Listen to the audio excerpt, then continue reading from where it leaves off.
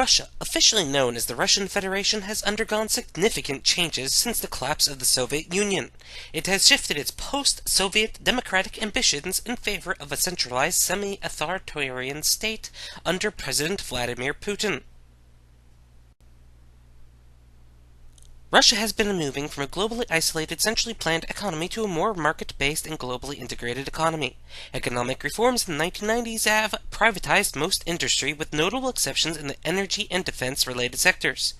Russia has joined the World Trade Organization in 2012, which will reduce trade barriers and help open foreign markets for Russian goods.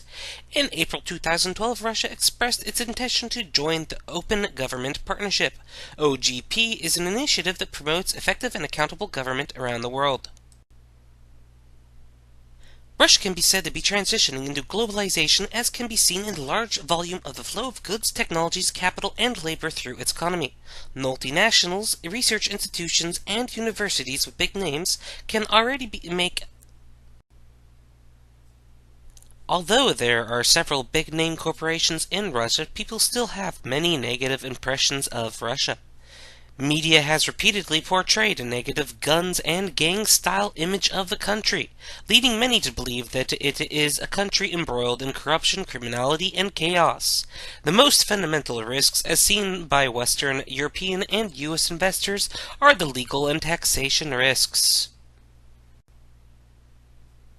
Russia has long before had a significantly bad reputation for having ineffective property rights. Since the property rights were being violated by government officials, people started taking actions into their own hands.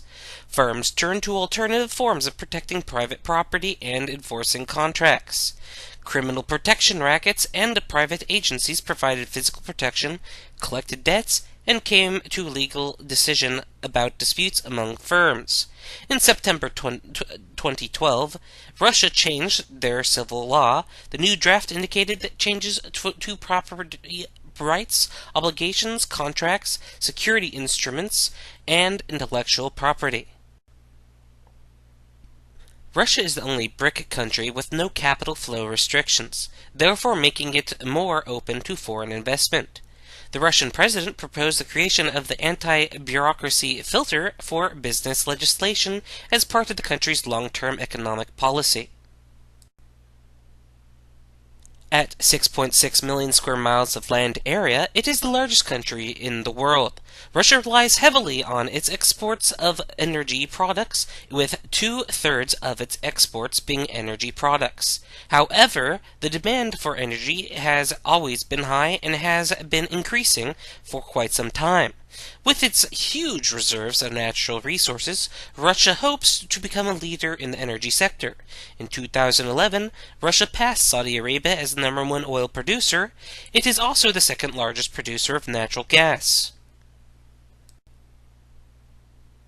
Its population of about 143 million are mostly located in urban areas, with 73% of the population, and many of those people in city-based business hubs. Since the Russian financial crisis in 1998, consumers have seen their real disposable income double, and that has led to the emergence of a middle class. Literacy levels are at an all-time high, with 99.6% of the total population. Russia offers over 1,090 higher education institutions, which has allowed 54% of the population to be in or completed college-level education. Key advantages of investing in Russia will be a choice of highly skilled and cost-effective labor force estimated at 75.41 million, and some of the world's best scientists and engineers. In 2011, Russia was seen by investors as the most attractive investment destination, with manufacturing, IT, retail, food industry still the best sectors to invest in. Several top-tier social events are slated to occur within the next year, labeling Russia as a prime real estate for investors and global businesses. The most notable of these events is the 2014 Winter Olympics, to be held in Sochi Olympic Park, Sochi, Russia. A rough estimate slates the Russian Winter Olympics to bring in $1.03 billion just in TV rights and sponsorship, and an indirect revenue of $5.1 billion. Russia still remains largely untapped, so there are opportunities to capitalize on this. Cisco signed a $1 billion agreement last year to invest in sustainable innovation. Russia has also seen the emergence of online participants, with its online users increasing by 14%. This has led to huge demands for network optimization, information security online, software development, and other network-related services and products.